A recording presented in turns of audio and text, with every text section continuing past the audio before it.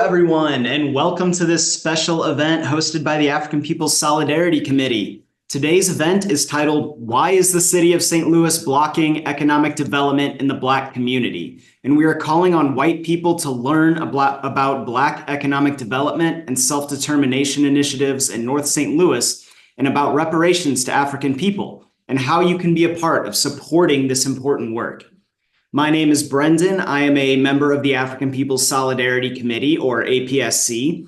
The African People's Socialist Party formed APSC in 1976 with the mandate that we organize other white people to build the movement of reparations and genuine solidarity with the liberation of African people. That is our assignment, and we work under the direct leadership of the African People's Socialist Party. Before we get started, if you are tuning in on YouTube, make sure to like and subscribe so you can get alerts whenever we go live or post a new video. If you're tuning in on Facebook, share this live stream with all your friends, everybody, and let us know in the comments where you're tuning in from.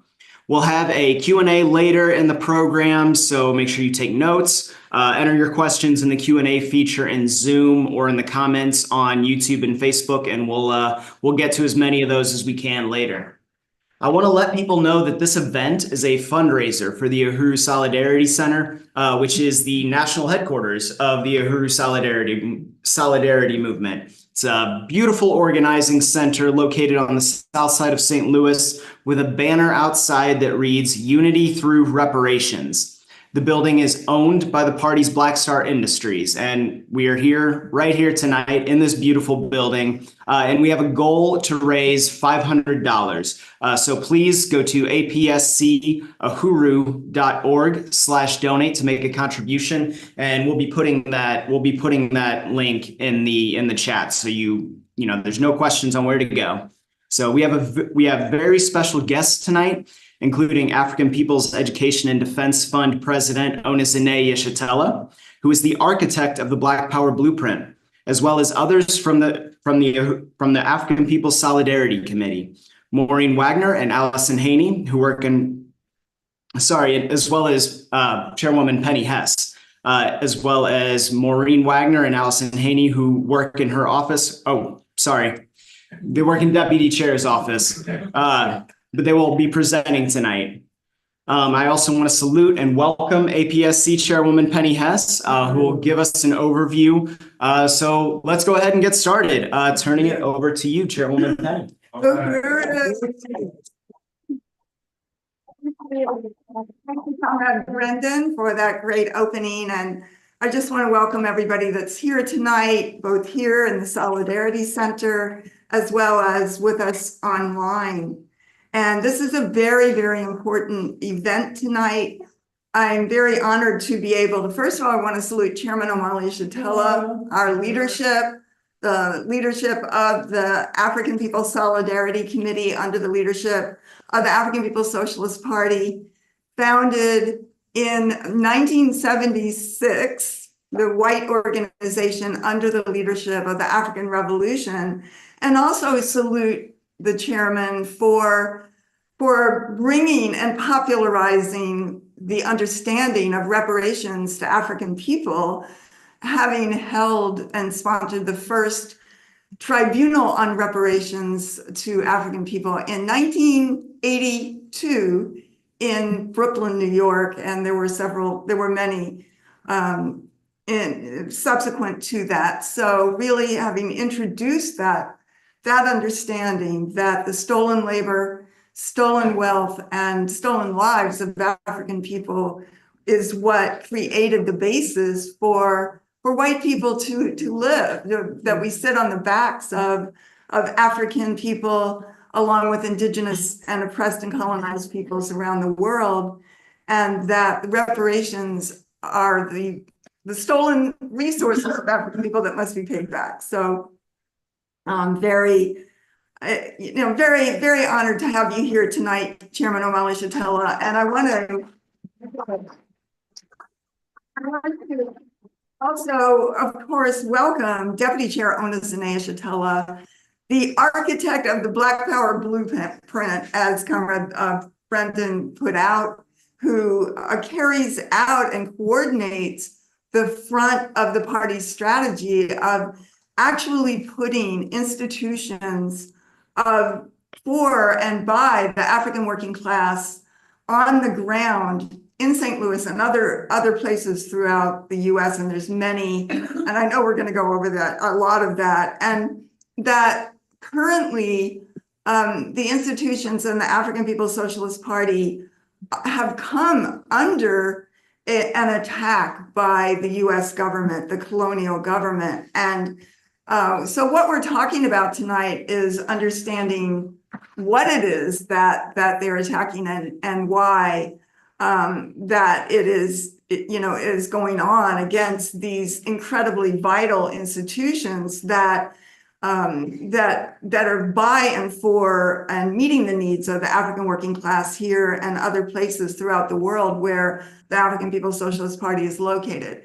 I just want to say that this is a really important time in history, and right today, we saw that US missiles were launched into Russia using the people of Ukraine, and clearly, as has been said by the chairman and others, that that this is a U.S. attack, even though they use Ukraine. This is a U.S. attack on Russia that is going on, and that it is something that could provoke a world war, and and just the fact that African people are struggling for an end to war, an end to U.S. colonial war, and the colonial mode of production that the chairman has defined is the ultimate critical contradiction that African people face, oppressed people face, but white people face it too.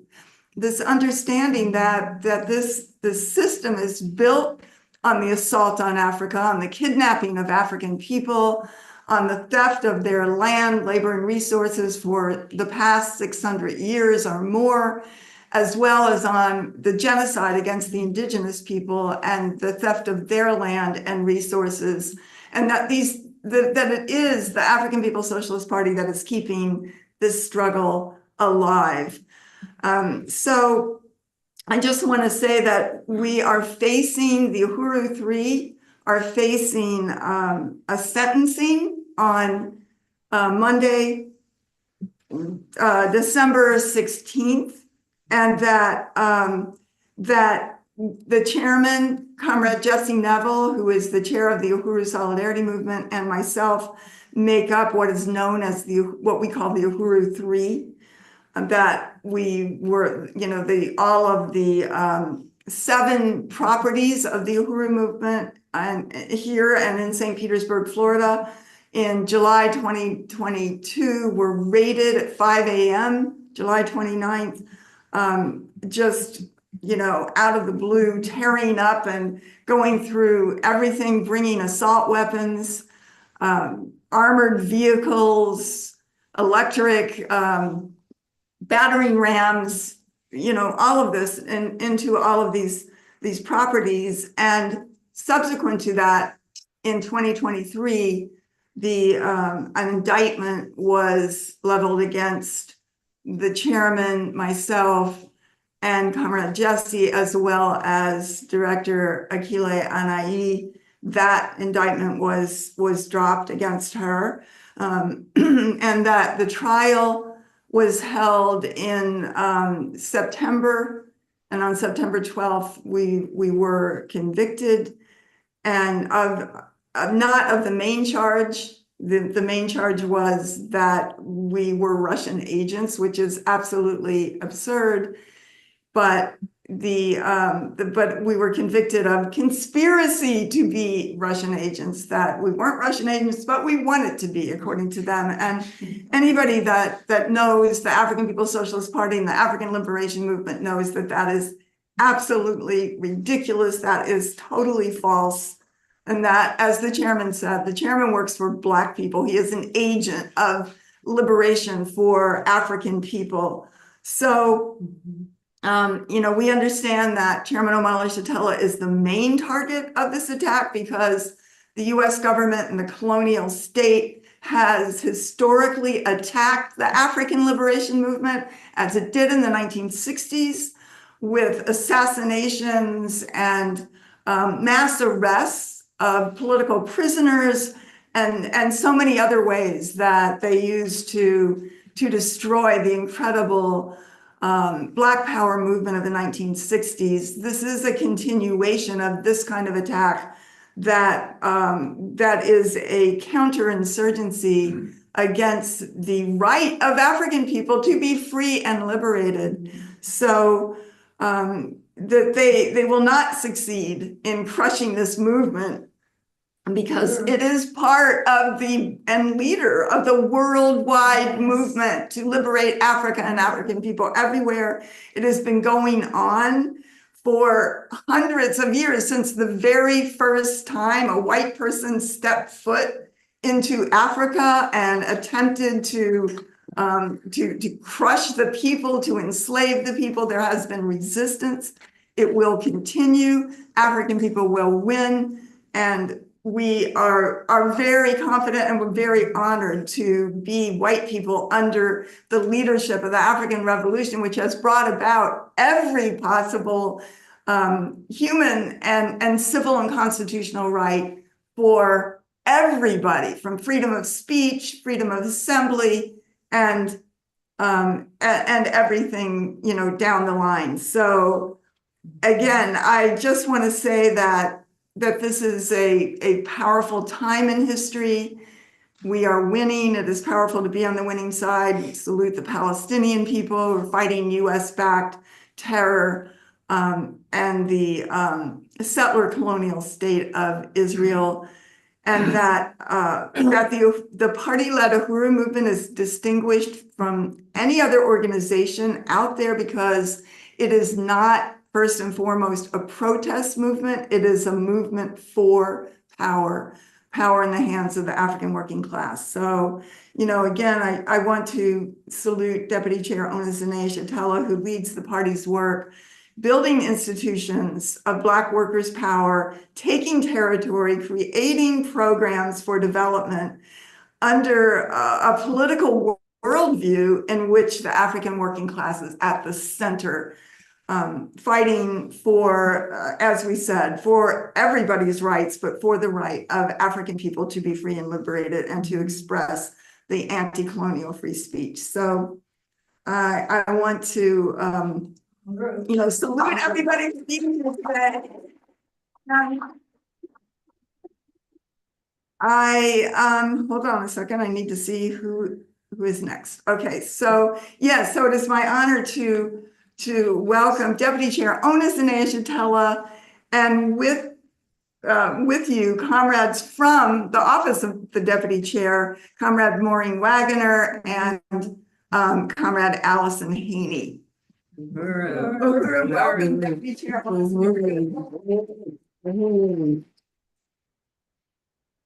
I just really want to appreciate and thank Chairwoman Penny for that induction. And I want to appreciate APSC and USM for inviting me to speak to this important program tonight, entitled "Why the City is Blocking Economic Development in the Black Community." But I want to say that it's not just the city. It is also the St. Louis Post-Dispatch. And I just really want to salute our intern, Javen and Kevin, who helped put this video together. Great. So I want people to just take a look at this quick video we put together around the St. Louis Post-Dispatch.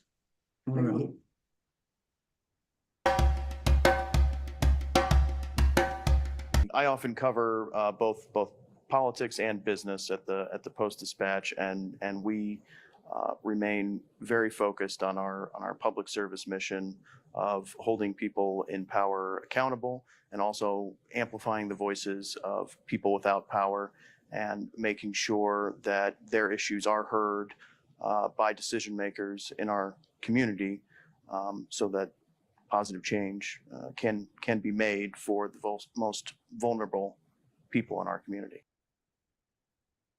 Reporter Jacob Barker of the St. Louis Post-Dispatch uses yellow journalism to slander a Black nonprofit organization named the African People's Education and Defense Fund. APDF has built a community basketball court, housing for men and women coming out of the prison system, a community garden, a farmer's market, and its latest program is a bakery cafe, in which Jacob Barker attended a press conference on November 12, 2024, and once again used slander and committed libel by not reporting on what truly happened in the press conference.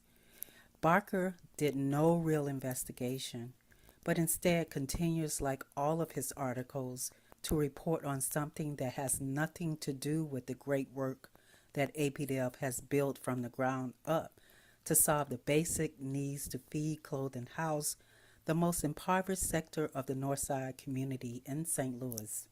Jacob Barker is a liar. He continues to slander the Black community through these attacks, but not attacking city officials like the mayor, Sandy Long, Mary Hart Burton, Richard Bradley, and of course Terry Rose, who are preventing our permit from being approved because they state that we need a letter from the neighborhood association. This is giving them the power to determine the future of all businesses to operate. Jacob Barker and the St. Louis Post-Dispatch claims in his video that they want the voice of the underserved to be heard. Another lie.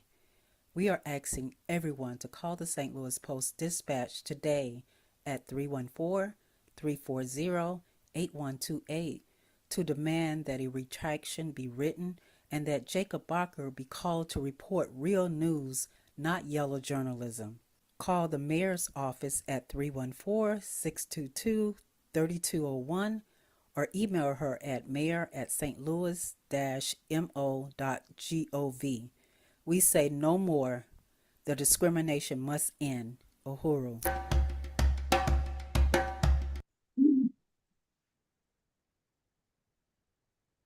So while we have the mayor and all of her neo-colonial puppets that claim they have the stake in making St. Louis better, but they don't. They all get paid, but never show up to work for the people. We have been down to the city hall. If you go down there, it's like a ghost town. There's nothing there but the workers. You cannot find one leader or boss in the office. It's like they go ghost. Next slide.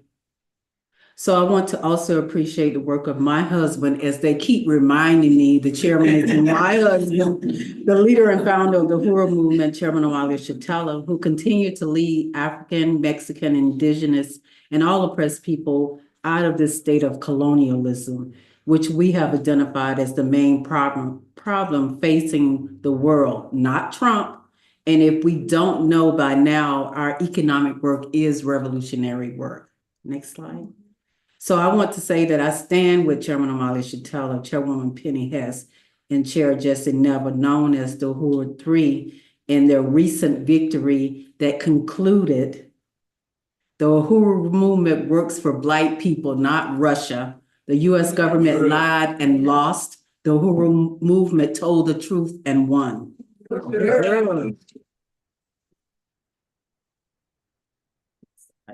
Okay, so the Uhuru movement has built these incredible entities from the ground up, but the city of St. Louis and the Post-Dispatch wants you to believe that that we work for Russia. But everyone knows we work and stand for Black people, Mexican people, Indigenous people, and all oppressed people around the world. During the last 7 years, APDF and the Black Power Blueprint has been trying to improve the North Side community of St. Louis. We have faced roadblocks the entire way. I've been here for 7 years and I've been fighting for a basketball court, for an outdoor venue. Anything that we try to do, there's roadblocks. Next slide. Many of you have already seen the program Rebuilding of North St. Louis that APDF has initiated. We have demolished buildings in our community. They have been pushed into the state of decay, demoralizing our people and denying our children an opportunity to easily imagine a future of happiness and success on one corridor, which is West Florissant. The Uhuru movement and the Black Power Blueprint stayed, and we are bringing cultural life and economic and political power back into existence. Once I saw the conditions for our people in Northside St. Louis, I couldn't leave. We had to seize as much territory for this community as possible so we could build programs and institutions to change the condition African people are facing on a daily basis. This is on one of the same corridors we renovated, now the beautiful Uhuru House and Aquaba Hall where we work out of daily. On that same corridor, we have built from the ground up a state-of-the-art outdoor venue. On that same corridor, we have created economic institutions like the Gary Brooks Community Garden to bring food and jobs into the so-called food desert created by the colonial capitalist state. On that same corridor, we have created economic institutions like the One Africa, One Nation Farmers Market, where regular businesses can come and vend their goods and keep commerce into our community. On that same corridor, we have installed the first mural in this area, bringing life back into our community. On that same corridor, APDF has purchased properties in July of 2019. We demoed these condemned buildings in 2020 from a grant that we received from Cliff Bar. We have invested $20,000. This will be used as a parking space for our next door project. On that same corridor, where we now have over $25,000 invested in this building that was left to rot by the city. As we continue on the same corridor where we have purchased all 3 locations and made it into one address. This will be the future home on the Black Power Square. It will cost us upward of $400,000 to complete this project. We're looking for funding and opportunities to begin this project from the ground up, slated for 2026. On that same corridor, right across the street, APDF and our wonderful donors and sponsors raised upward of $160,000 to complete this project, our Black Power Vanguard Community Basketball Court. On that same corridor where Jamie the artist created our second Black Power Blueprint project, creating a mural along the 100-foot retaining wall. On that same corridor, we have built housing for African men and women to live coming out of the colonial prison system. Continuing on that same corridor, we have built a women's health center that resulted in enough children dying in the first year of life to fill 12 kindergarten classrooms each year. Architectural plans have been drawn for this building to include spaces for fitness and wellness programs, natural healing products, exam rooms, offices, entrepreneurship programs, and more. We've raised right now over $230,000 for this project. Next slide.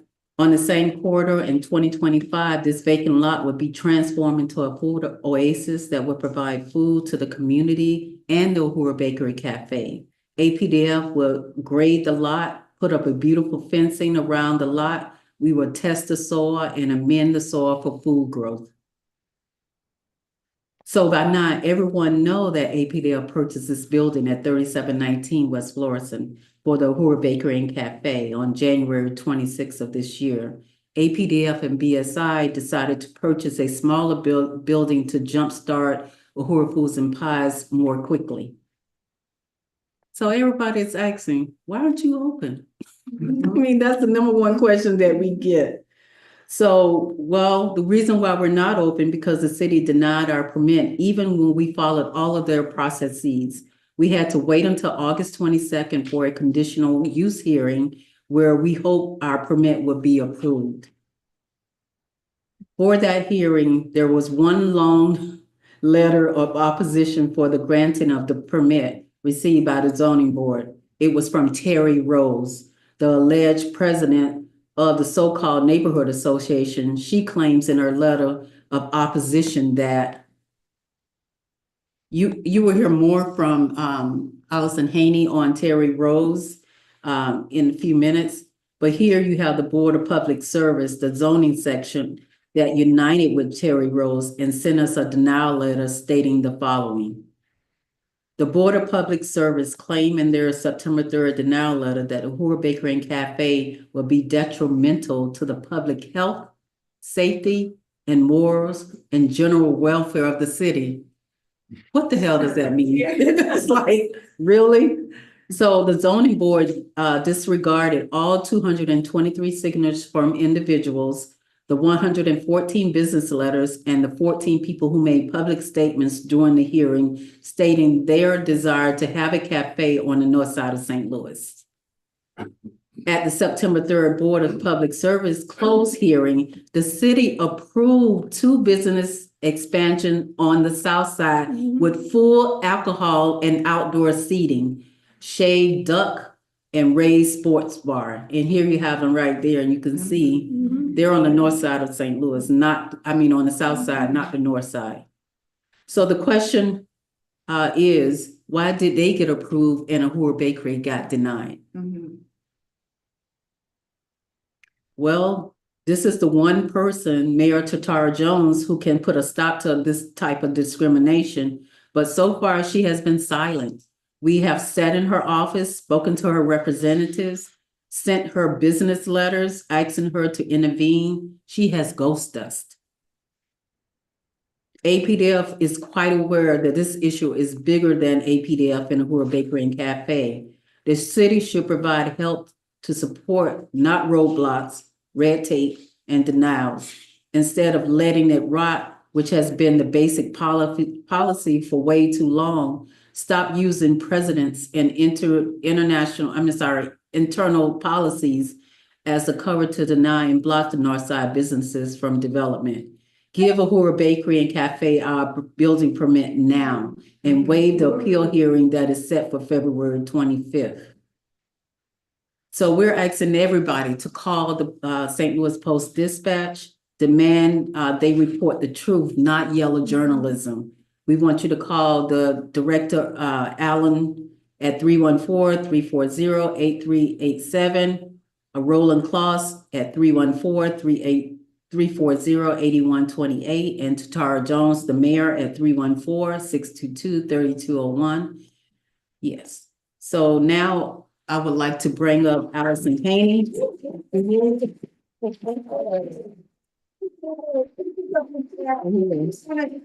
Thank you very much for that. And before I go to that, I just wanted to say that is so exciting and powerful and so outrageous that the city would want to block that. And I just wanted to leave up the slide with the phone numbers so everybody can get them. And, Yes. you know, we can also, I know they have been sent out and they could be sent out again. And before we go on, I also wanted to welcome Comrade Lottie, who is tonight and who is one of a very important donor to APDF and Black Star Industries, and just really appreciate. And I think it's exciting to be able to see this is what Deputy Chair has produced from the donations that we have very generously received from so many comrades, and especially from you, Comrade Lottie. So I'm so glad that you are here today. And I just, again, I want to say how significant it is. And I just have to say a comment that, that this whole thing about that they have to raise the morals, and which is never raised to white people. It only, when African people want to do something, then it's about morals and it's about this and, every possible way to deny the agency of African people to create their own economy and their own society. So this is very, very important, and I really appreciate your presentation. And I'm very honored also to bring up Comrade Allison Haney, who is a leader of the African People's Solidarity Committee, the Secretary General, and plays a very important role in the office of the Deputy Chair in the economic work under Deputy Chair's leadership. So welcome, Comrade. Well, thank you, Chairman Penny. And it's such an honor to be here tonight. What a great program. I just really salute you, Deputy Chair, for that amazing PowerPoint that reflects even the tip of the iceberg, really, of the work that you've done. You know, fighting courageously and like how all the way with the city to get these incredible programs, you know, put on the ground for African self-determination and dual power. And I just wanted to, you know, say a little bit more about what you raised about why isn't Uhuru Bakery and Cafe open? Because we thought it would be open in the summer, and then we thought it would be open in the fall. And now it's winter, and you know, they're still putting the roadblocks in the way of it. And you know, there's really two words of why it's not open yet, and that is Terry Rose. And you know, I mean, of course it's more than that, but she was used in this to really play such a destructive role. And the next slide, we're going to show a little video, video that has an audio of Terry Rose speaking at the August 22nd zoning board hearing that we assumed we would get passed and get our permit, you know, to be able to build out the bakery because, you know, as Deputy Chair said, there was 14 people testifying in person about why it's so positive for the community. There was hundreds of letters of support from businesses on the south side, businesses on the north side, all residents in that neighborhood. People want good food on the north side. So yeah, Lisa, if you want to play that little video, we can hear the foul words from Terry Rose's mouth. Yes. Okay. Have your name and address? Yes, Terry Rose, 2016 East Calich Avenue, 63107.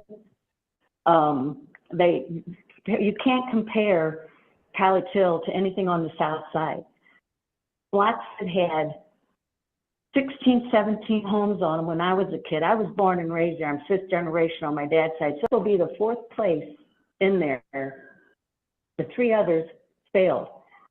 They talk about some neighborhood, people in the neighborhood aren't going to be able to afford to go in there and eat. We had one woman from the neighborhood, she was supported by members of the Lutheran Church, opened a restaurant on Grand, couldn't make a go of it. One of the neighborhood residents told me, I went in there to eat, she wanted $6 for some pancakes. I can go up to Aldi's and buy a box of pancake mix for $1. I live up there, I know there's no place to go to eat. But there aren't enough people to support it, or the people that live there can't afford to go into a restaurant and eat. It just, and flyers that they send out, I showed one of their flyers to a friend of mine who's African American. She read it, she looked at me and she said, this is racist. We didn't write a letter of support because we don't support it. Alderman Aldridge called me, they went to him before they came to us. He sent them to us and he told me if the neighborhood organization didn't support it, he wasn't going to support it. This group appears to me, feels like they're divisive. They're a foreign corporation. They're a Russian corporation that was initially set up in Florida. One of their leaders is under federal indictment for Russian propaganda. We don't want that in our neighborhood. We don't want somebody who's going to come in and be divisive. And that's the feel that a lot of people get from this organization. So no, we don't want them, don't want the expansion. And as long as the church is across the street, as the current rules are according to the Excise Commission, they won't be able to get a liquor license. And talk about liquor license, a few months ago in the summer when they had, I think it was 23 shootings over a weekend, 3 or 4 of them happened at a bar in the Fairgrounds neighborhood at Prairie and Cassidy. I think 3 people got shot. So it's not a neighborhood, it's not a place where we need liquor licenses, any type of liquor license. Because people don't have a fist fight or a knife fight anymore. They pull out a gun. So we don't want it. Okay, thank you, Terry.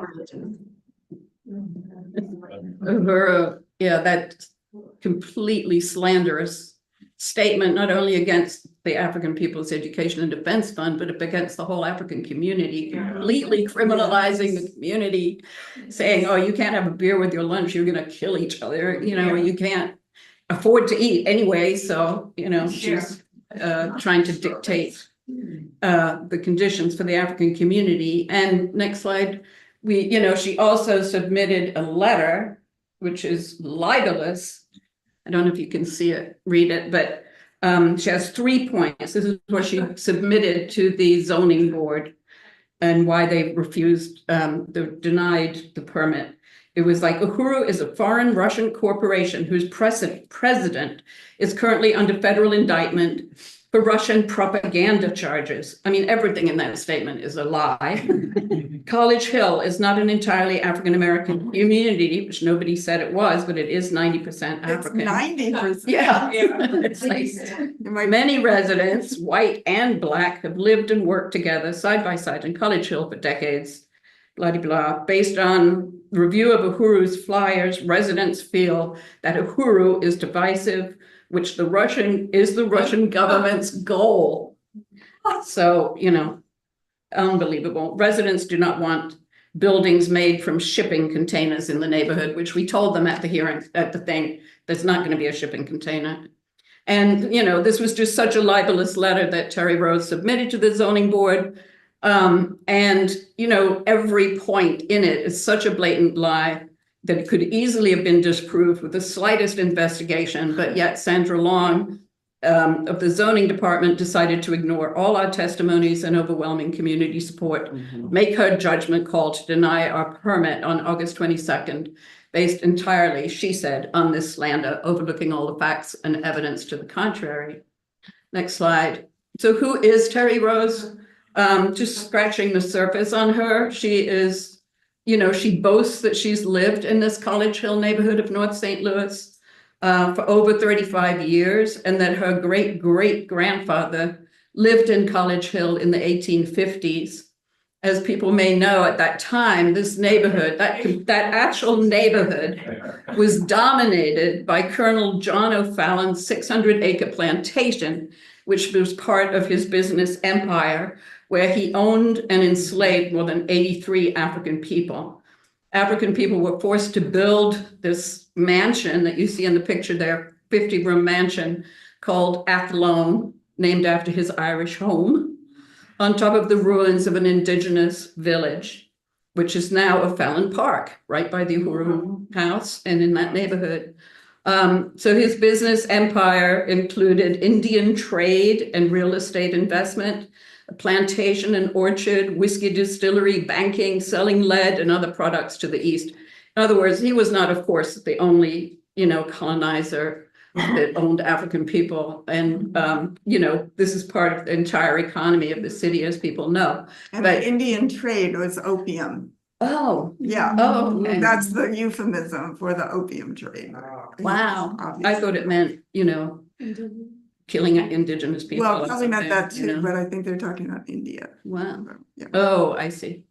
Uhuru, thank you, Penny.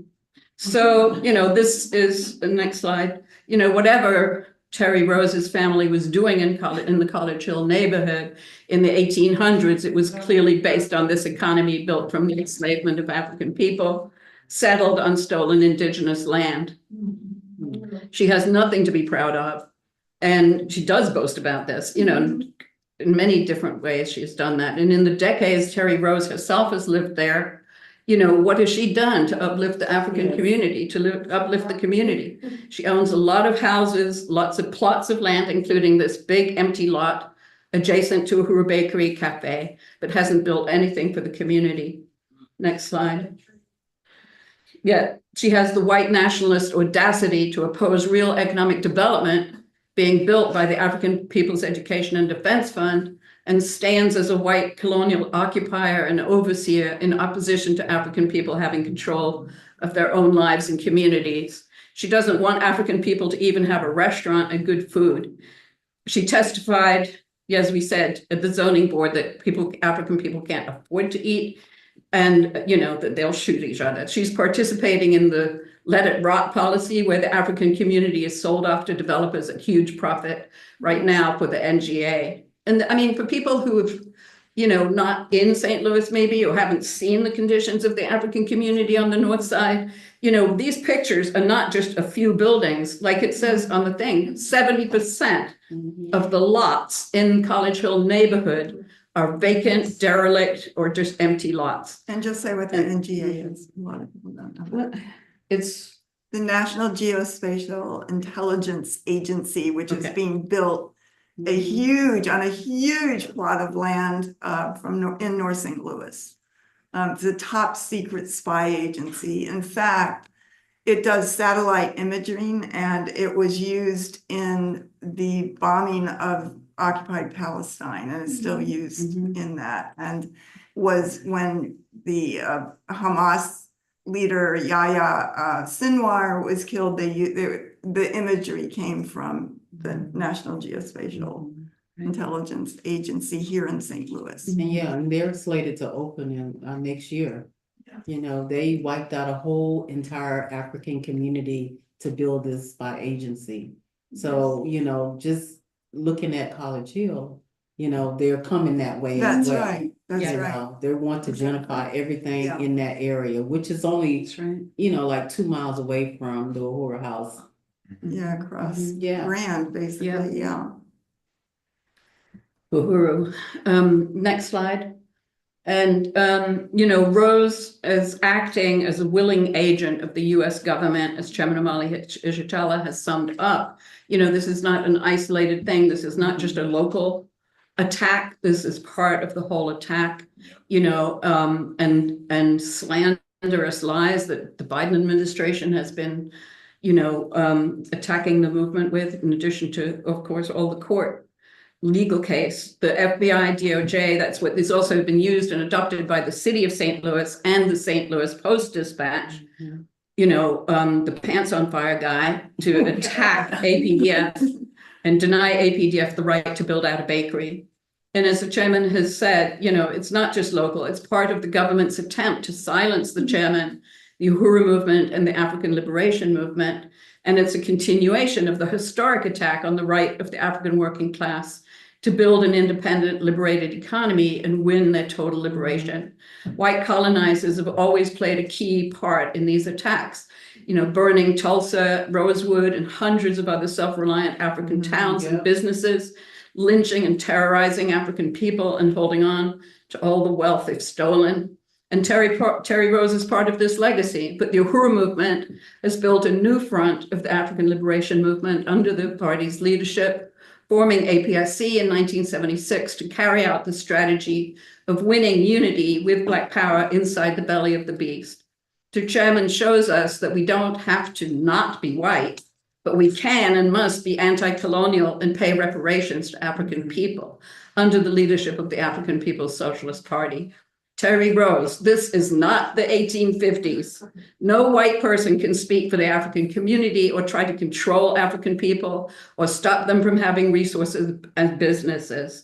African people have agency and speak for themselves. We uphold and defend our solidarity leadership, attacked by the state for fighting for reparations and principled solidarity under the leadership of the African Revolution. We say, be like Chairwoman Penny and Chair Jesse, salute, defend, and uphold our courageous leaders.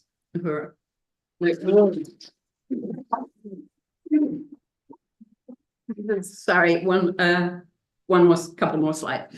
But just to say, you know, because part of the slander against APDF was saying that, you know, that APDF and the Uhuru movement are divisive and racist. So obviously, we have to say that is total lies.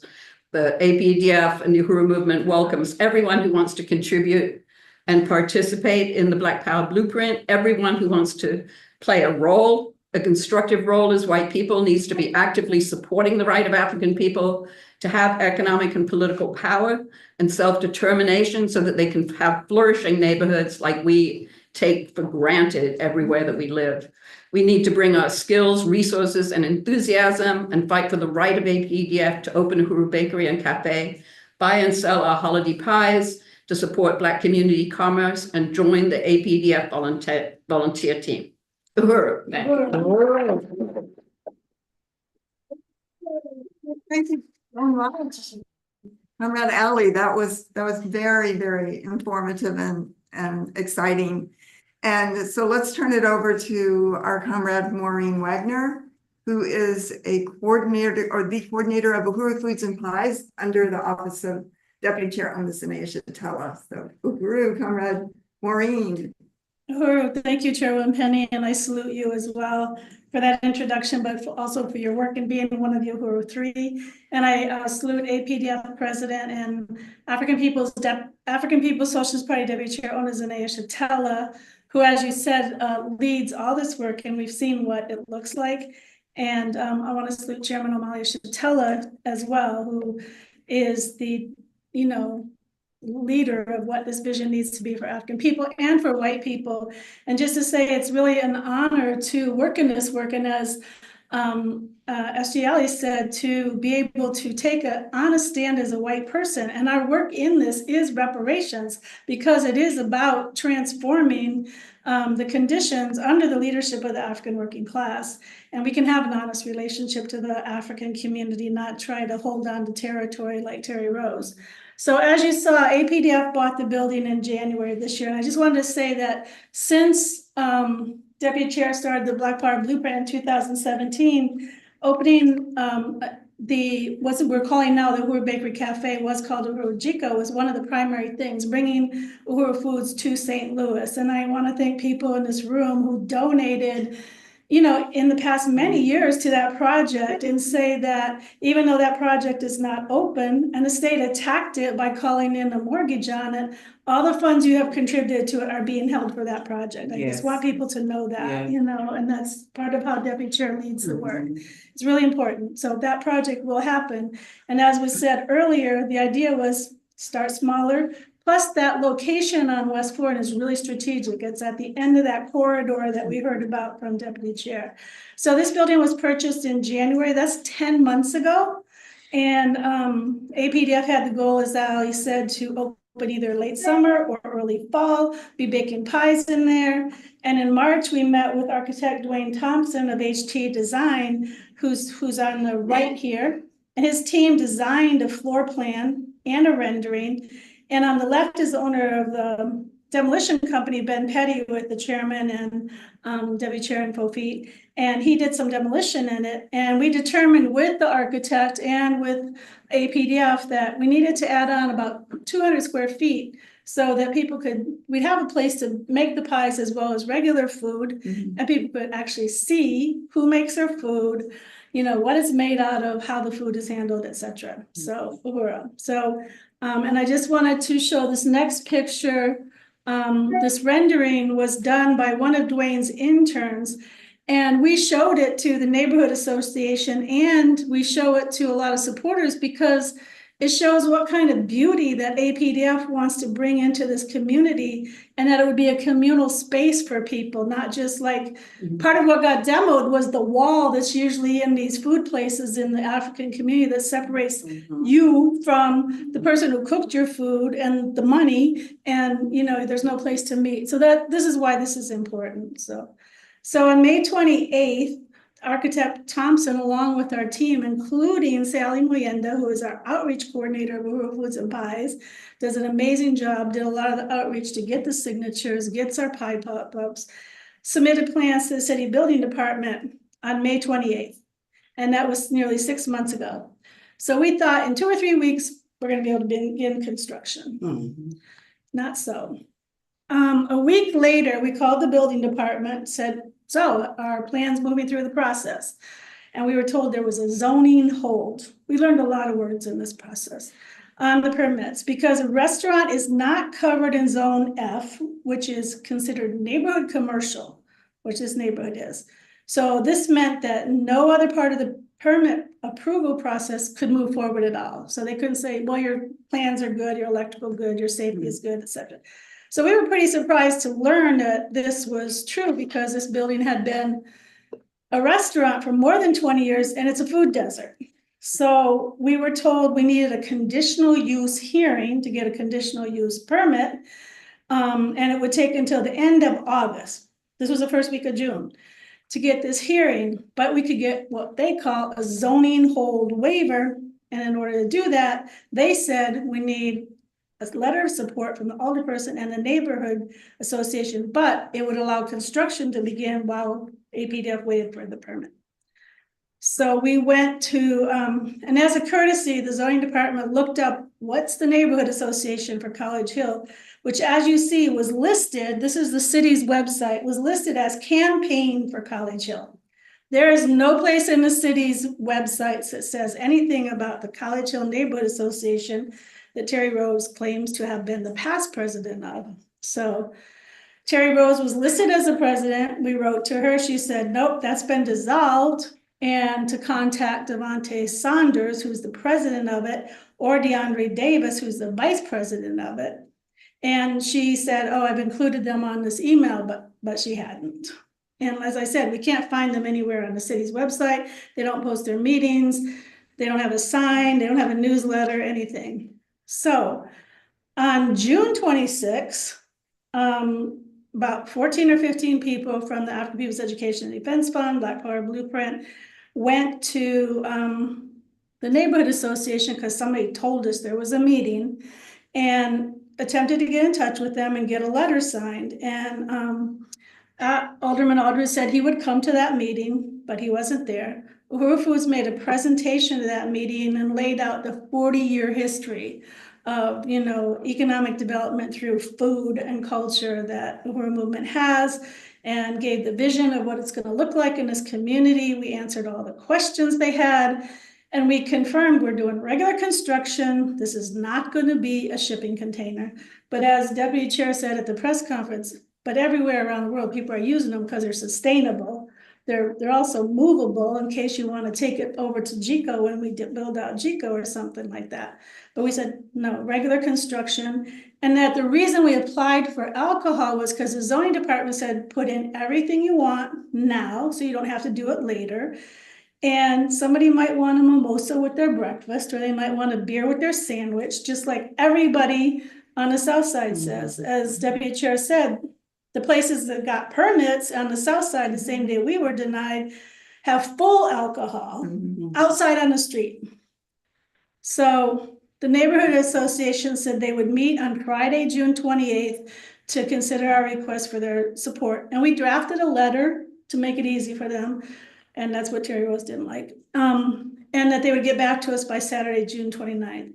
We were told no businesses could be part of their association, and it was a private meeting, which means a secret meeting. They didn't contact us, and when we texted and called Devontae Saunders, he texted back with a curt message saying they were not able to support it at this time without giving any reason. And he also had said he would supply the bylaws of their organization, which to this date no one has seen. So, legal questions. There's something called the City of St. Louis Code of Ordinances. So this gets changed periodically through board bills and things like that. And this is up to date. And there's a process for a conditional use permit. And one of the first things it says is that they got to give it to you in 45 days. Basically, this is the actual code that says there's a process. And if they don't get back to you, assume that it's passed. So, you know, we've just started covering this, but already it's 4 or 5 months later, there's no conditional use permit. That's one law they broke. Second, as been said, we got Sandy Long again here. Sandy Long is a zoning officer. She was on the video. She's the one who called on Terry Rose. And she recommended in writing the denial of the permit, which then goes to the Board of Public Service. And she told us in person, and I think she said it about 3 times, I made a judgment call. Well, that's not legal. And you got bad judgment. So, and it was based on the opposition of Terry Rose, the white woman who claims to represent College Hill Neighborhood Association, and because APDF did not have a letter of support from the alderman at the time. And she was emphatic. It was a judgment call, and it was her judgment call, is what she said. So the next thing is, again, there's more stuff on what it takes to get a conditional use permit. And there's nothing in the code anywhere, even if you go back to other parts of it, that says you have to have a letter from the neighborhood association or the alderman to get a conditional use permit. So in other words, they don't even have an internal policy according to their staffer. They don't even have an internal policy that it's required. So in other words, the city government acted in violation of their own laws and their own internal policies to try to stop economic development from happening in that community. So the person who has to really sign off on this is on the next slide, and this is Richard Bradley. Somebody actually got to talk to him the day that we went to the city, and he said he's the one who has to sign up based on the recommendation of the zoning department, but he doesn't have to take their recommendation. He's supposed to do his job and read the file and make a decision. So our file was at least this big because it had all those letters and signatures and stuff in it. On his desk, he didn't open it. He just said denied. And he said that to us. So violation of due process. He didn't do his job. He didn't follow the law. Then he sends a letter that we've heard about saying that this is detrimental to the public health, safety, and morals of the African community. And he used those words because in the code, that's one thing that can't happen to get a conditional use permit.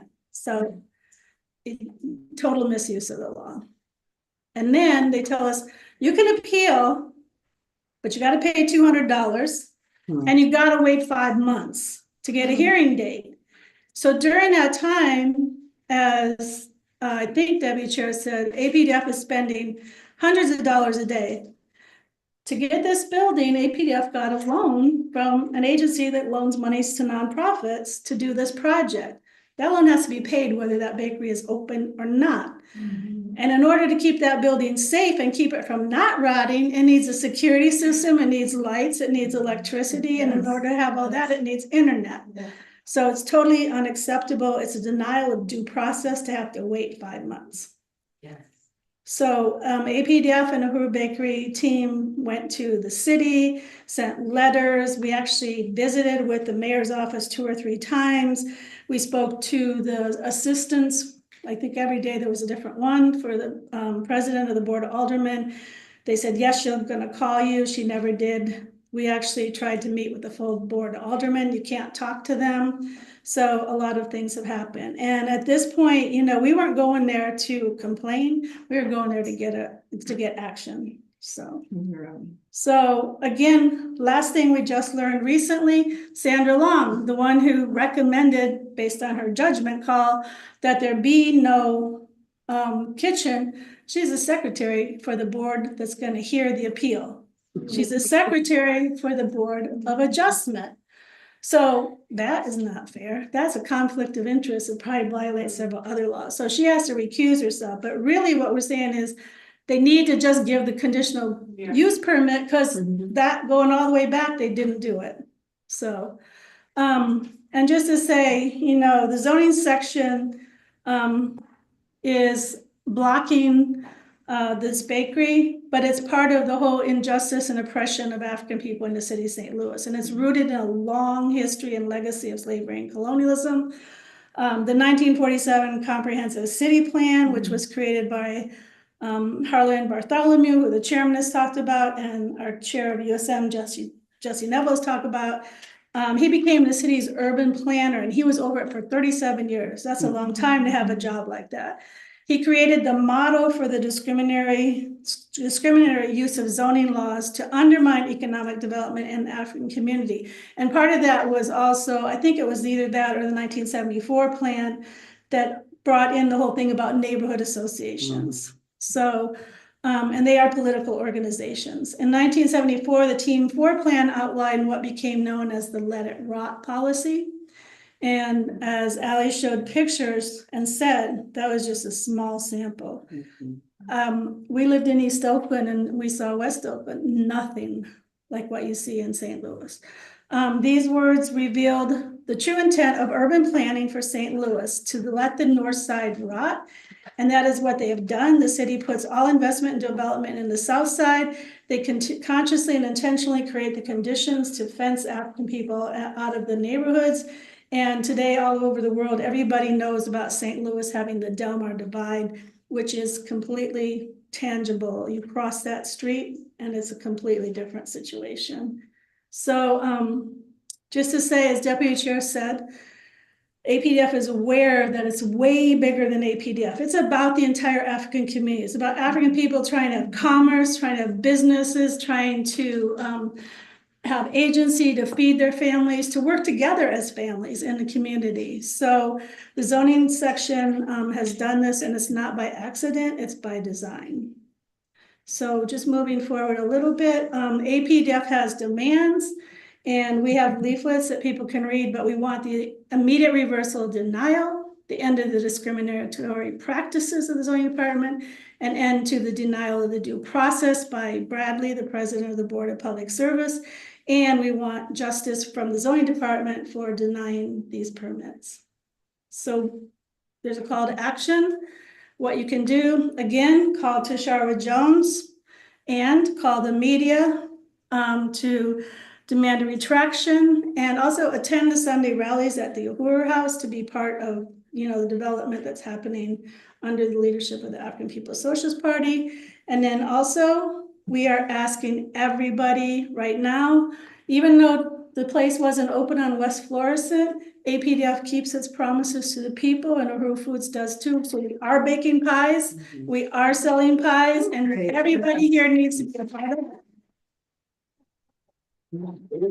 And just to say that we got about 300 people to call, our contacts that have been signed up through the Black Power Blueprint just since this work has begun in January just from January of this year, all this work.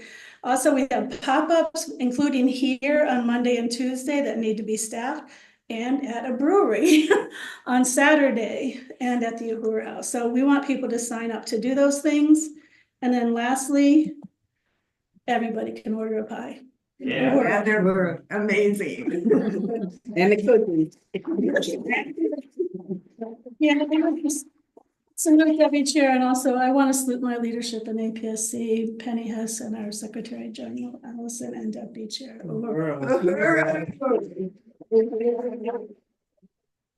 Is there a flyer with this information on, or can maybe, we could get one, or do we have one? Yeah, so, so everybody can leave and get the information with the phone numbers to call in. We need a lot of people to call in, and also buy a pie.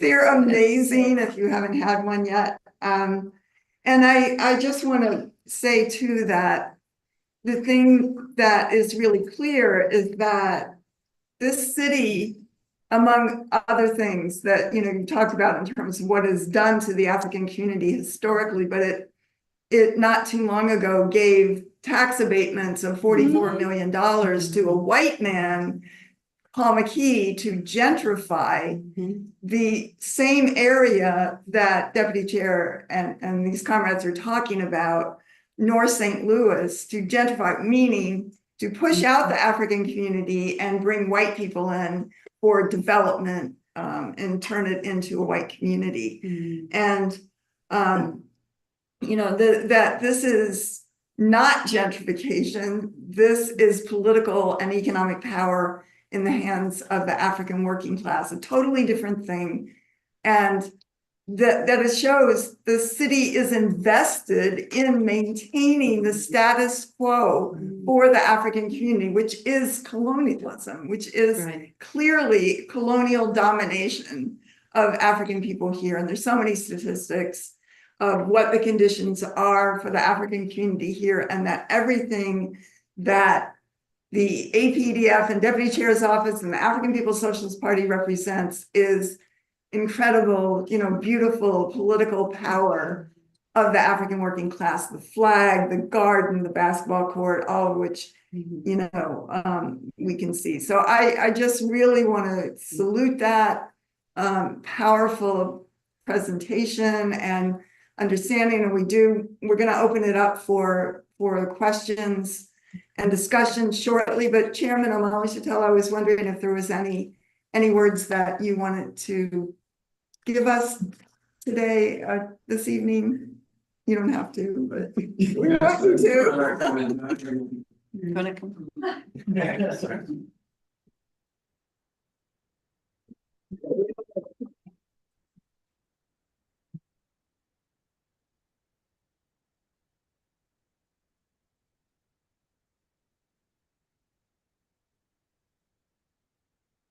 Uhuru. Yeah, thank you very much. I did not intend to say anything, and I was unprepared to do that. But it's rather distressing to find myself being a representative of the struggle of African people just for happiness and the return of resources stolen from us.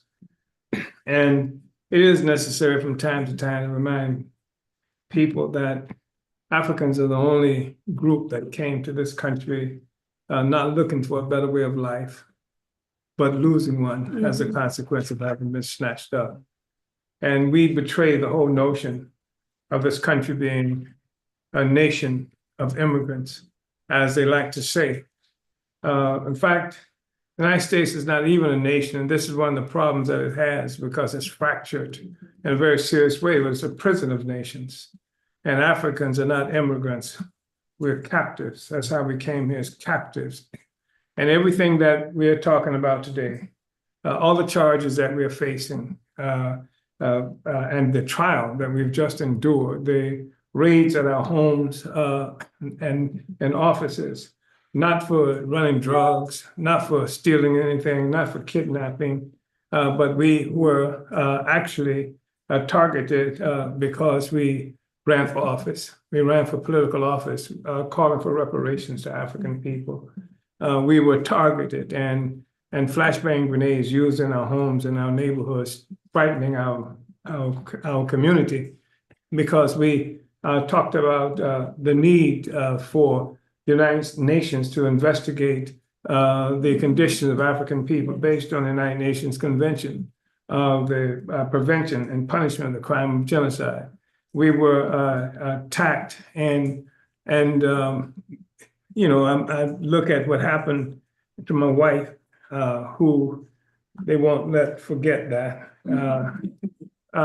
who was not indicted, was not charged with anything, and who was in the house, and who they are talking about not only imprisoning me, but stealing, taking all of the resources, personal and organizational resources that we have.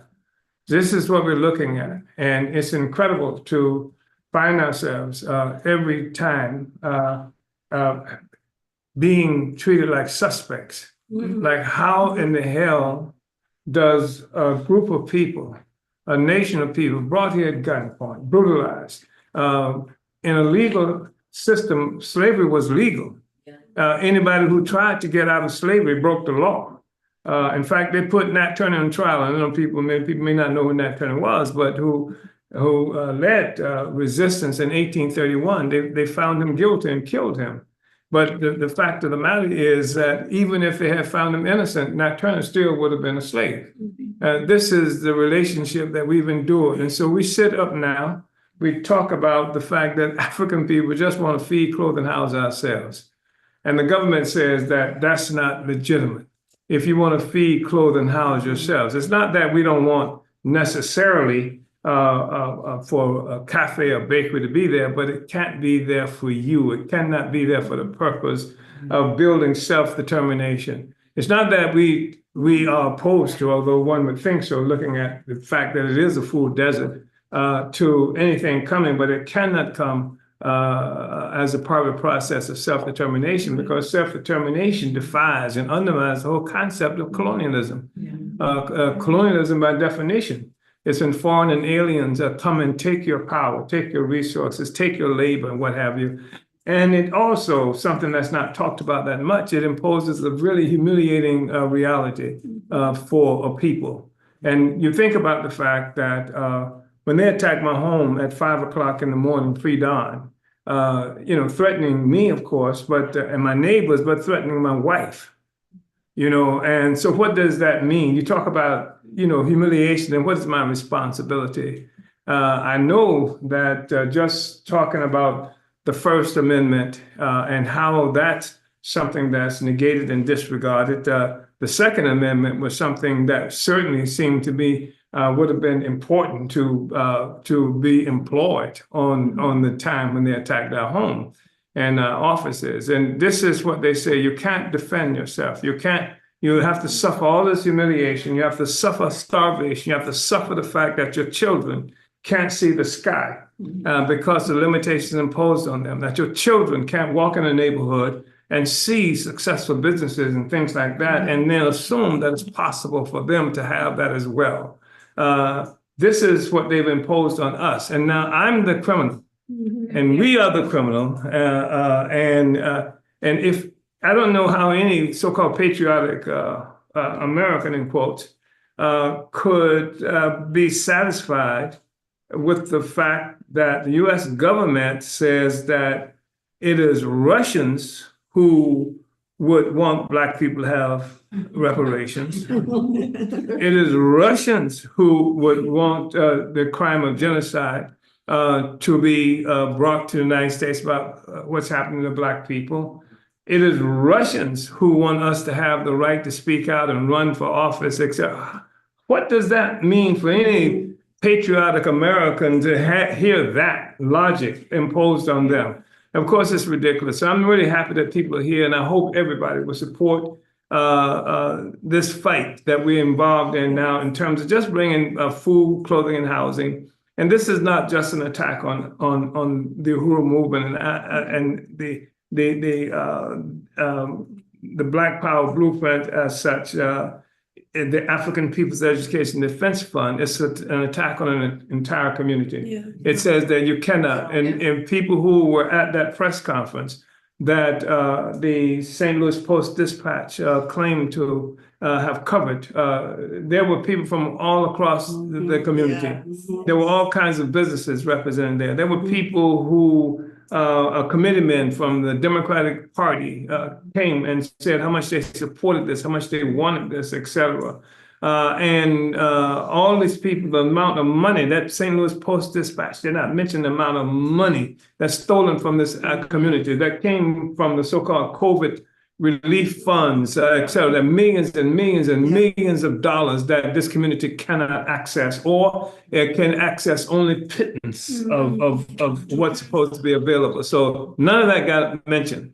And here we are in this ridiculous position of having to defend ourselves against the crimes that this country, this government has committed against us. Yeah. And when we say this country, this crime didn't get mentioned, the things that they've done, not just this, the banks that they've used to sanction us, the fact that they attacked the radio station in St. Petersburg, Florida, just a whole host of attacks, burning the church across that we had in the process of purchasing to establish economic development programs, attacked a car that was I was being chauffeured in, stole a computer, stole passports from that. None of that stuff is mentioned. Attacked one person and took him to jail and held him there for weeks, claiming that he was for uttering terrorist violence. And real question what they know was, what about Russia? I mean, this is the kind of stuff that we've had to endure. So we are the criminals. We won't be criminals, and we won't act like we're criminals. And we're hoping that the people who are participating here, who are viewing this, will actually play a big role in repudiating what this government is trying to do locally, nationally, and what have you. Let us cooperate and bring economic development to this African community, undermining a system of oppression and exploitation that affects us all in a very serious way. So, Uhuru, and thank you so much.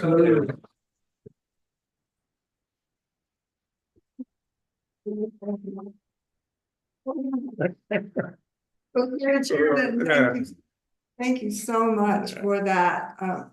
That just profound political analysis of this situation and of the struggle of African people and what is being taken on against this colonial attack.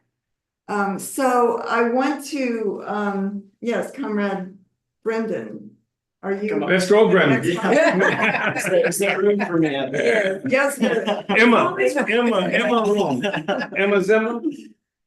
Emma Zimmer, right? Emma? home. Okay, there you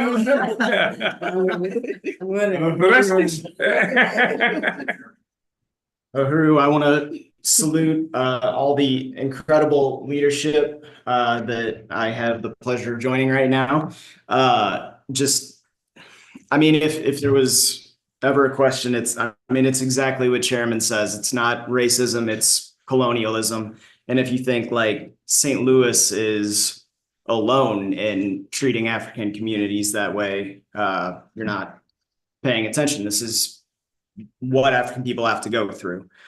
So yeah, thank you so much, APSC Chairwoman Penny Hess, President Omali Yeshitela, Chairman Omali Yeshitela, and Maureen and Ali for that incredibly important presentation. I want to let people know we will be having a Q&A session shortly. So please submit questions in the Zoom Q&A feature or in the YouTube or Facebook chat. Before that, I want to take a few minutes to tell you how you can get involved in solidarity with African people's struggle for liberation and support this incredible work. So the most important thing we can do to stand with all oppressed people is to join under the leadership of the African Revolution. That is what APSC was created to do. And today we have a goal to raise $500 for the Solidarity Center here in St. Louis. So please go to apscuhuru.org/donate. The funds we raise in these web events go to the expenses of the Uhuru Solidarity Center in St. Louis. This building we're in right now, owned by the African People's Socialist Party, that APSC is responsible to develop and promote as we build the movement for white people's reparations to the African community, St. Louis and beyond. It is the headquarters of the African People's Solidarity Committee in the US and around the world. So can we go to the yes, awesome. So the African People's Solidarity Committee is unique in that it is a strategic front of the African liberation movement behind enemy lines. We are in the white community and led by the African People's Socialist Party. APSC was founded in 1976. Next slide, awesome. The mass organization of APSC is the Uhuru Solidarity Movement, with members in 130 cities in the US and Canada.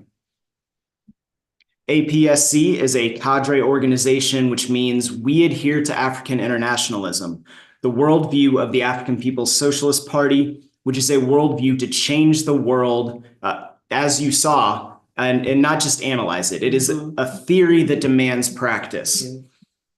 As the chairman said, if it's just theory, what's the point? So the national headquarters of APSC and USM is at the Uhuru Solidarity Center, 2654 Gravois Avenue, St. Louis, Missouri, where we are now.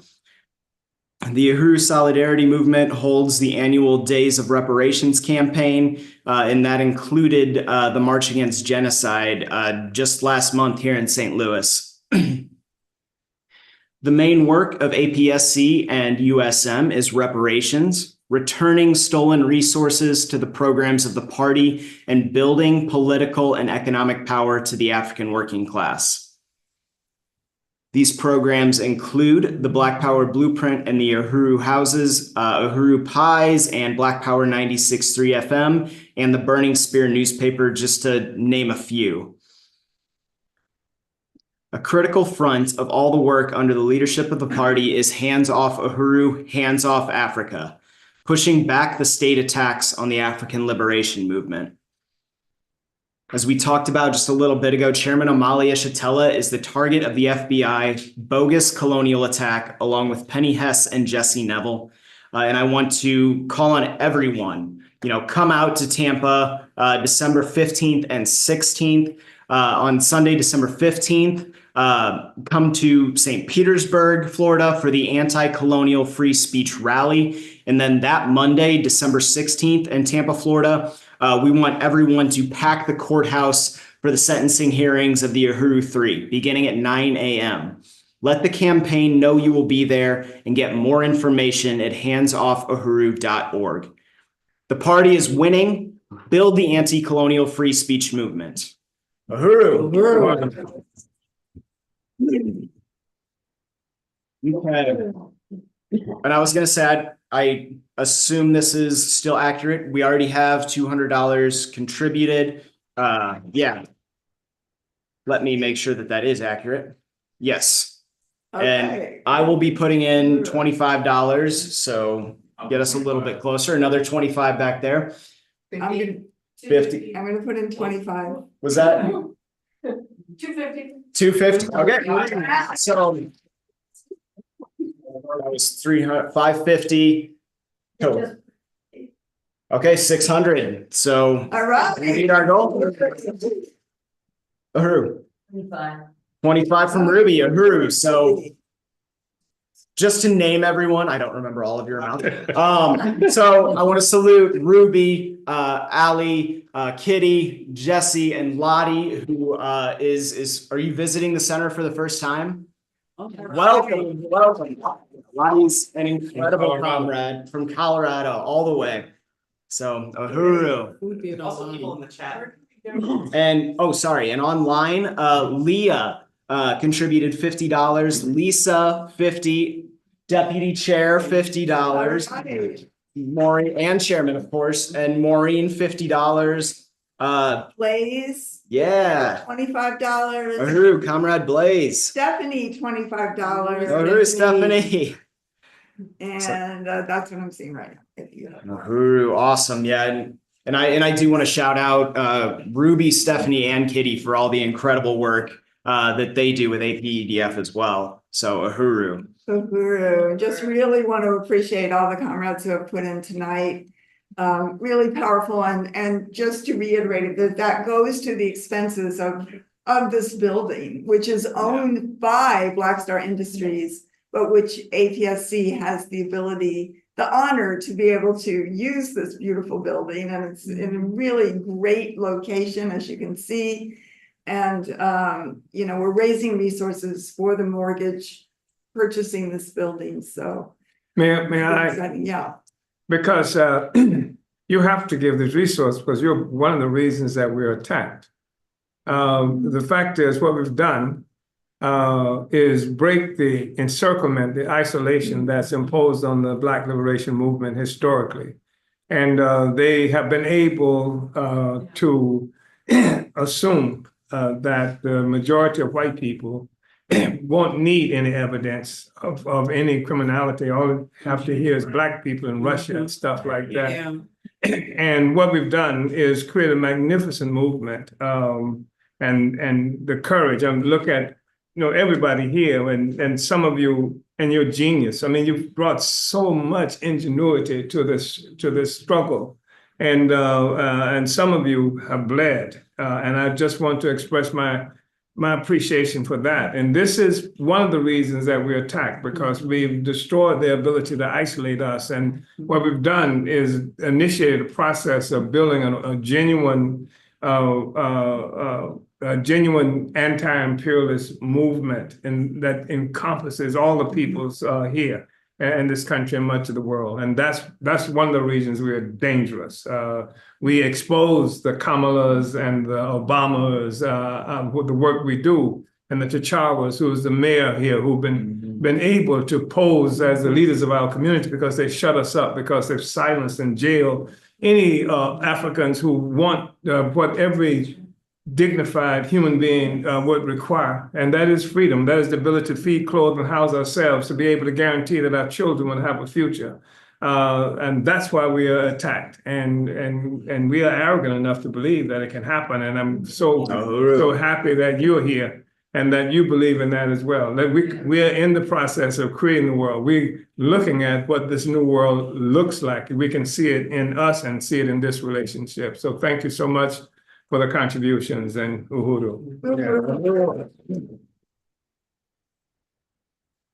Yes, what a moving statement, Chairman. Very, very articulate. I mean, just very powerful. And I really thank you. Thank you for putting that out. I didn't say anything about the genius, the architect. Writing.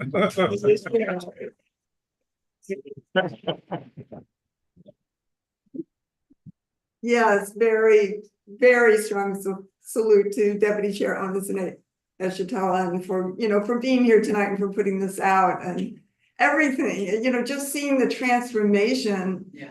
of a whole neighborhood that Mhm. was left to rot. Yes. Literally was what the plan was of the city, and all the resources drained from that community. It was a conscious, as has been said, a conscious policy to put nothing in North St. Louis.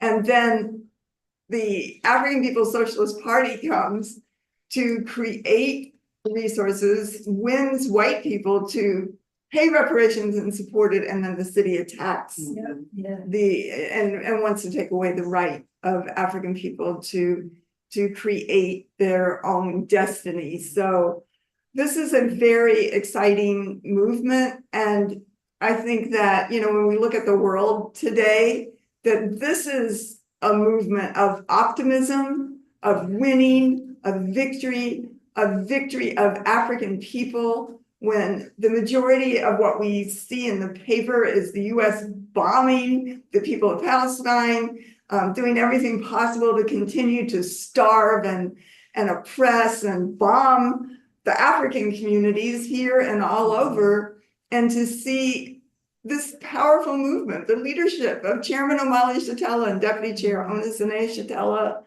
that enables us as white people to have a positive relationship to African people, to overturn and take responsibility for what we have done, what for the government has done in our name with our support all throughout history, from what's called lynching to stealing and burning towns in Tulsa, Oklahoma. And every time African people got something, white people came and have stolen it and taken it away and attempted to murder and suppress the voice of the African working class. And to see that here alive, it is really an honor to be here. And I'm very happy that we're, that the way that this movement is building and growing all over, and has used the attack by the US government against the voice of real power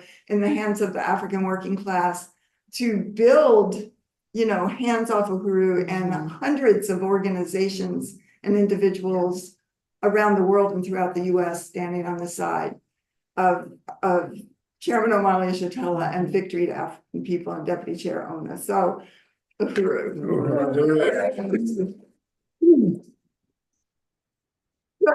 Comrade Brendan, maybe you can tell us where we are in our fundraising. I think we made our goal. We definitely surpassed the goal. So the new total is $675. I want to thank everybody. We also, OPA contributed, Comrade OPA. And yeah, so thank you to everybody for contributing and being a part of this. So Uhuru. All right. Do we want to move on to the? Yes, let's go to, if people have questions, discussion, and I'm looking in the chat. Maureen has much more to contribute to this, I'm sure, these questions, than I do. So I will give up my position right here. Invite Maureen back up. Well, how do we know where the questions are? Do you have that? I do have them right here. Oh, okay. Okay, great. There. Okay, so Indigo, Comrade Indigo, just really salute you, Comrade Indigo. Always great to hear from you. Comments. Uhuru from Columbus, Ohio. Anti-colonial free speech is our democratic responsibility. Hands off, Chairman. Hands off, Deputy Chair. Yeshitela, we are winning. And Jackie on Zoom. Thank you for this info and your hard work. I will continue to follow this unfair situation, Uhuru. Jackie, and maybe you could let us know where you are watching from. They're in St. Louis. They came to the they're in Jackie St. and Louis. Eddie, I think, came to the Yes. Great. All right, Jason Green on Zoom. Why not run electrical and internet to the building without rezoning? Save the building first, don't let the building rot. Well, we have to Depending on how many friends you got. Yeah. All right, so that is our questions and comments there. And yeah, anybody in this room, anybody have any comments or questions? All right, Jesse?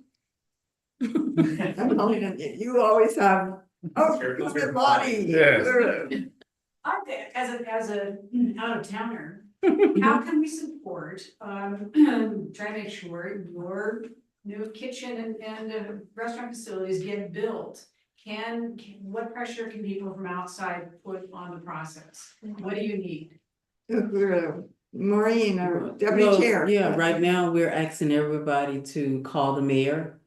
Can we put that number back up on? Yeah, Lisa, could you screen, put that back To up? call the mayor, write to her, also call the building, zoning department. We have their names up there as well that you can do. Just, tell them who we are and what we're doing and why are they, trying to put a hold on this beautiful, cafe and restaurant from being open. Might also, I'm a donor to that project. Oh, yeah, you can say that as well. yeah, Right. Yeah. you might also call the Post Dispatch. Yes. Get in touch with the St. Louis Post Yeah. Dispatch. Yeah, Maybe a rebuttal to one of those articles. Yeah, Yes. comments, yeah. Yes. We'll do it. We'll do it. Yeah. Great, really appreciate that, Lottie, and. And let them know you're not Russian. My name's Lotsky.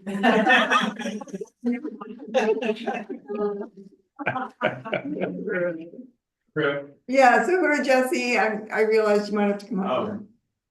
Should I? Or can I? Yeah, come on. Just to get, you can get the money. He knows how to do it. Or they can probably hear me here. Yeah, I just wanted to salute the program deputy chair and your office, Comrade Maureen Yeshitela, and it was amazing. It was just an amazing program, and also you, Chairman Omali Yeshitela, and Chairwoman Penny, and Comrade Brendan, everybody. It's great to have Lottie here. Really happy that you're here.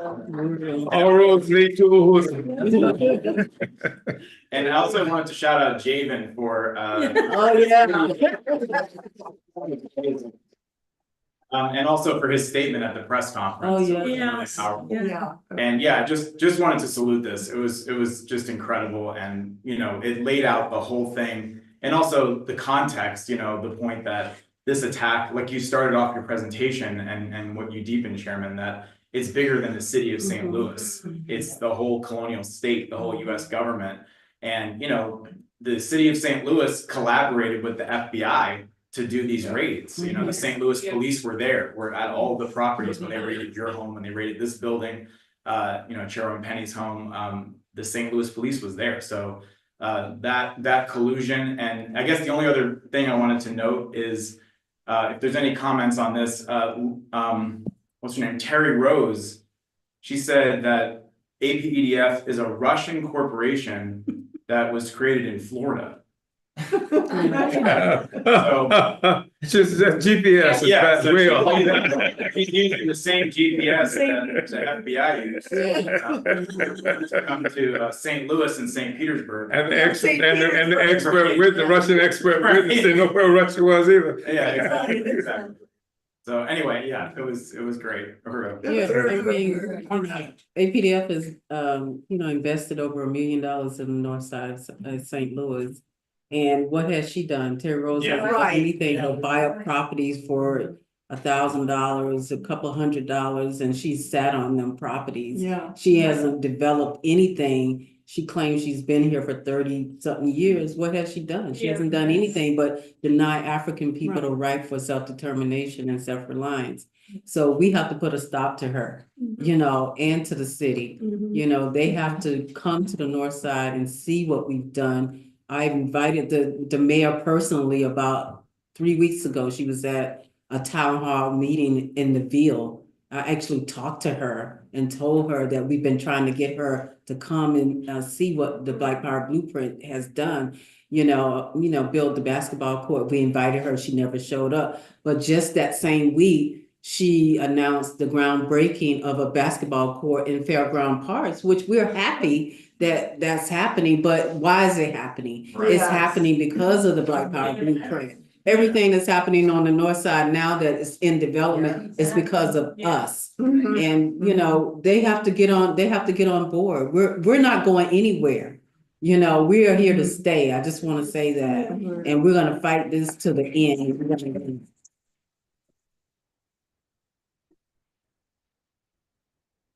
I also think it's important that the St. Louis Post-Dispatch article, as you know, as we said, referenced the fact that I am your husband and I have been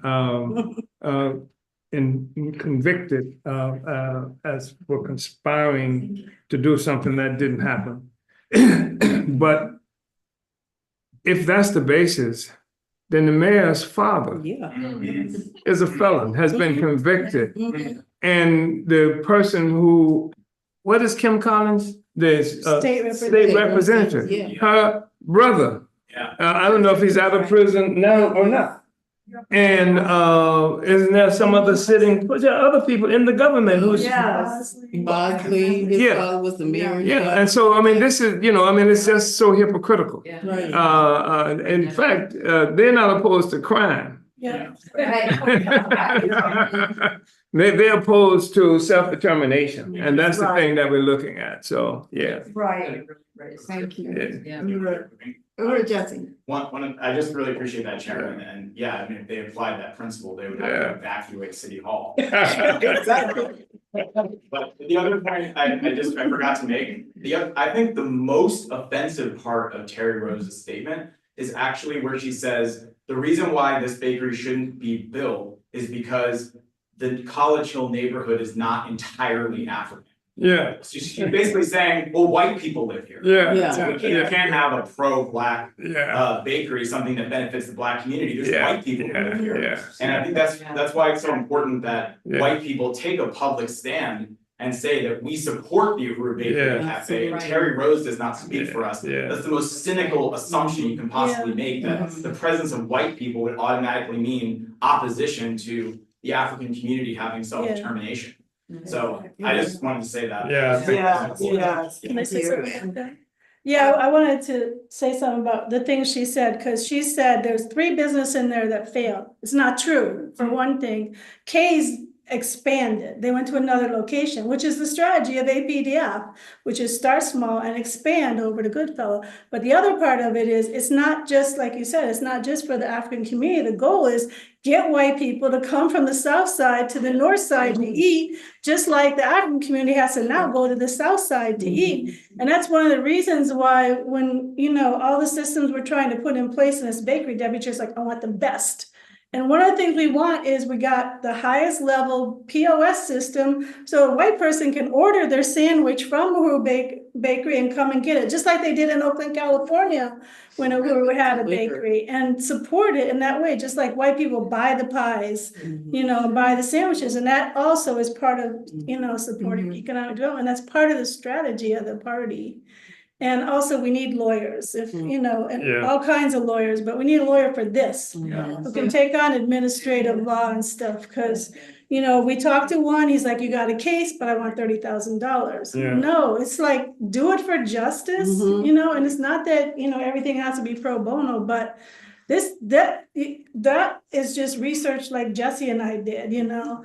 We're not lawyers yet. Jesse's gonna be one, but you know, somebody can take that and run with it, because and it's what they're doing to the African community, all the African Well, community. you know, another aspect of that is that if you have a city government that has to acknowledge the what they call blight. In fact, that's the basis for the creation of the so-called LRA, the blight. They want to cure blight. So it seems that if it were a government genuinely interested in curing blight, they'd knock down some of these regulations and things like that and do everything they can to make this thing successful. You don't say, you know, we're trying to cure blight, but you can't be successful in creating this. You knock down those regulations and you know, throw everything you can to uplift this community, which is what we're doing. I mean, we're functioning in so many ways, like the government, you know, and we've got this entity that's blocking it, you know, so, yeah, I just think. And just off of that, Chairman, I mean, when we went into the neighborhood association to meet with them, the so-called neighborhood association, it was so much hostility, even when we were walking in, signing in. It was like they were ready to crush us. You know, what neighborhood association should not want commerce in their community? You know, they say, oh, businesses can't vote. Well, businesses pay taxes, businesses bring commerce into your community. What do you mean? Where does it say in your bylaws? We have been asking for the bylaws from day one, and we still have not got those bylaws. They don't exist legally, you know, and when they went to the hearing, they were not a legal neighborhood association. You know, they just in September of this year, they just legally signed, you know, all the paperwork to become a neighborhood association. Yeah. So, you know, we have to debunk this, you know, we have to fight. You know, they should be calling us and saying, what can we do to help? Yeah. But they're doing the opposite, which is crazy. Yeah. I've never heard of this before, you know? Yeah, it's just, it is so outrageous, and I feel like, you know, we have to expose this and really bring this more into the white community to understand what the city is actually doing Yeah. to an effort to transform and do what the city doesn't do and try to undo what the city does to the African community. And it's very, very powerful. And just to be clear, there's nothing like Maureen was saying in their policy that state that you have to have a letter from the alderperson, that you have to have a letter from the association. This is what they call precedents that they set on their own terms. And that's why Sandra Long could say she made a judgment call based on what? Based on her own feelings? No, that's not good enough. You know, we have done tremendous work, not just here in St. Louis, but in Florida, in Philadelphia, in California. We have a track record. What the fuck do you have? Terry Rose. Right. You know, nothing, but your great-great-father and your grandfather lived here 50, 60 years ago and owned slaves. That's not what we are here about. And we're gonna win this.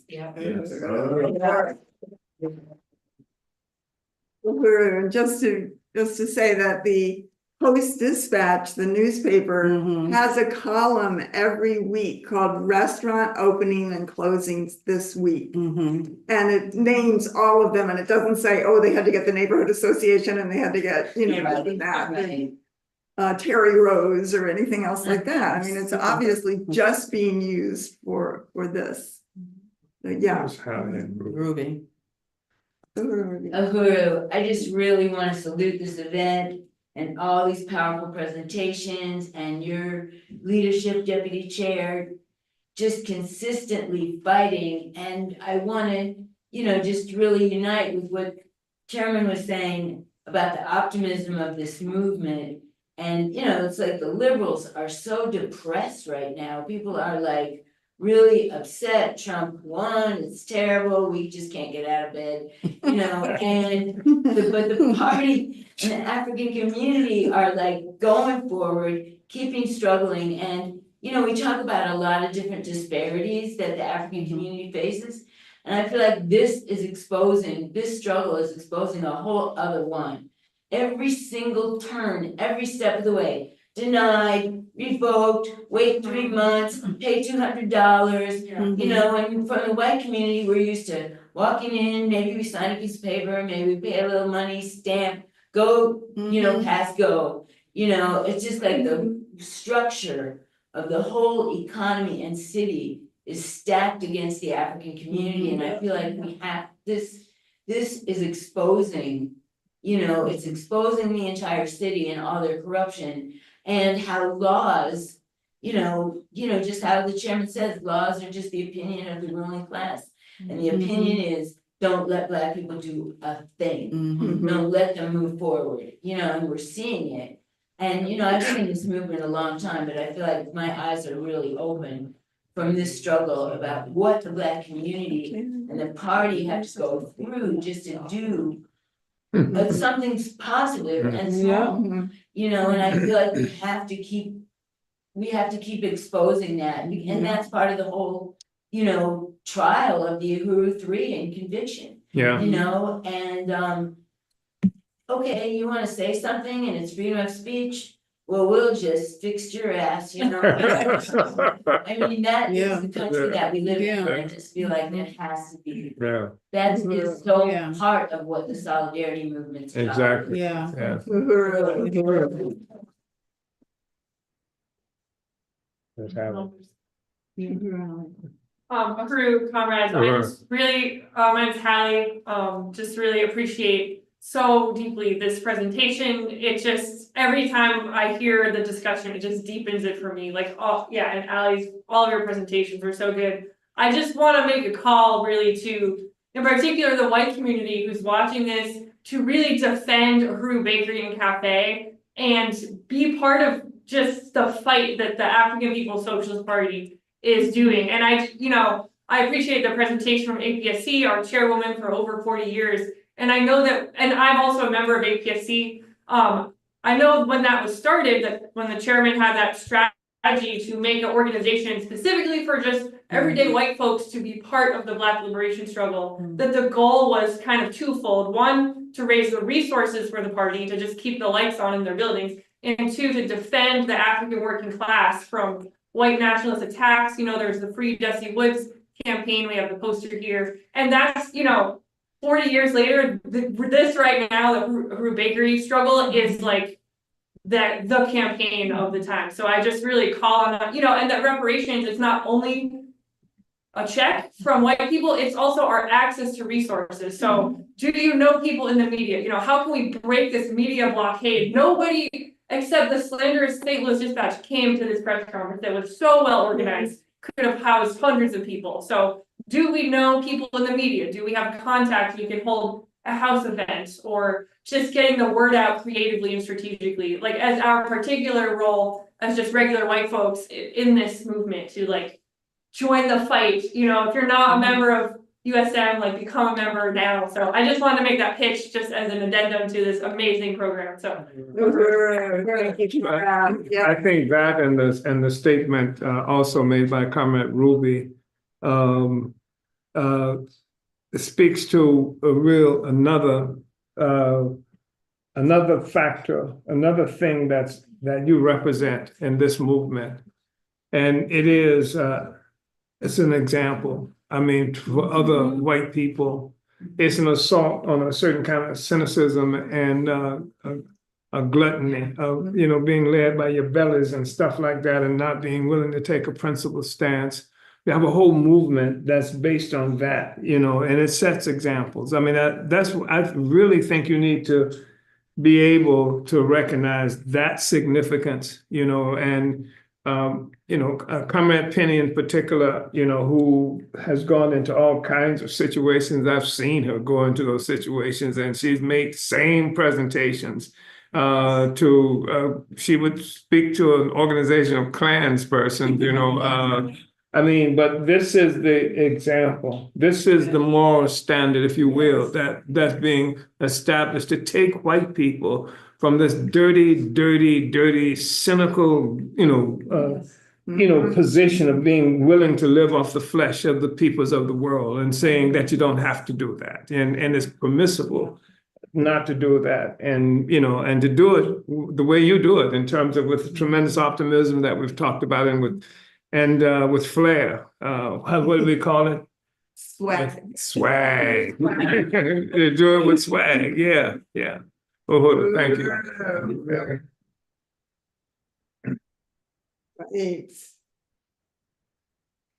Uhuru, so I know we're at time for questions and answers, but I just wanted to ask, any of our incredible presenters if, any parting words, and then I'll come back up for announcements. Uhuru, well, first of all, I just really also salute this powerful event. I want to thank Deputy Chair Omali Yeshitela for your presentation. Chairman, it's always an honor for you to be here and to be able to be in the presence of the leaders of the African Liberation Movement who are changing the world as we speak, and Comrade Maureen, S.G. Alley, and Ruby, and just all of you comrades who are here and those who are online. We are winning. We have the ability to be on the winning side. We need to jump off the pedestal and under the leadership of the momentum of the movement for the liberation of African people. When African people are free, there won't be a US-backed Israel killing and murdering the people of Palestine or anything else. When African people are free, the world will be free. So this is the side for the future, even for the future of the planet itself. So I really want to thank you, Chairman. Thank you, Deputy Chair Omali Yeshitela. And this is a powerful event. So we are winning. And anybody who wants to just stay around for a little bit, we can also talk. And one of the things I wanted to see on tomorrow, we're going to be having the reenactment of the trial. That's right. I asked Lisa, could she play the video, just the promo video? I don't know. She said, yes. The trailer. Yeah, the trailer. For the reenactment, it's going to be so good. There it is. It's she's going to put it up. No.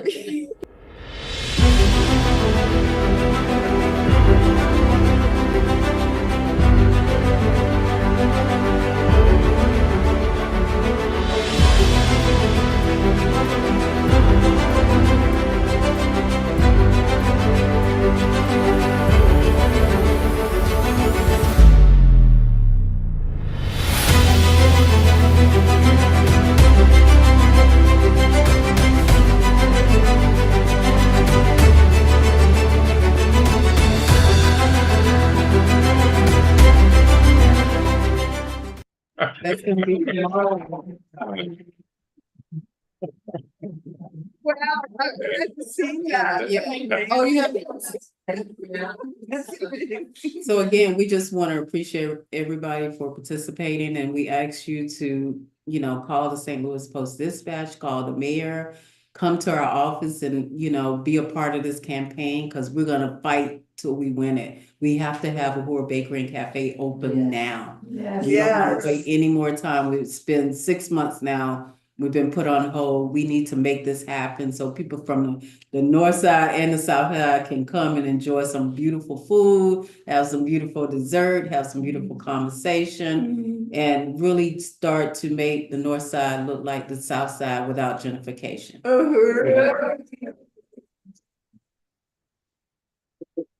Hands off Uhuru! We got announcements. Oh, no. Still some more announcements. Sorry. More announcements. I couldn't. Go ahead. Yeah, you can. Uhuru folks, just going to go through some announcements, and the first one was actually for the Uhuru 3 trial reenactment. And you can RSVP at that link below on the flyer there. And that's going to be tomorrow evening. Yeah. Yes, tomorrow evening is the first of 3. It is a trilogy.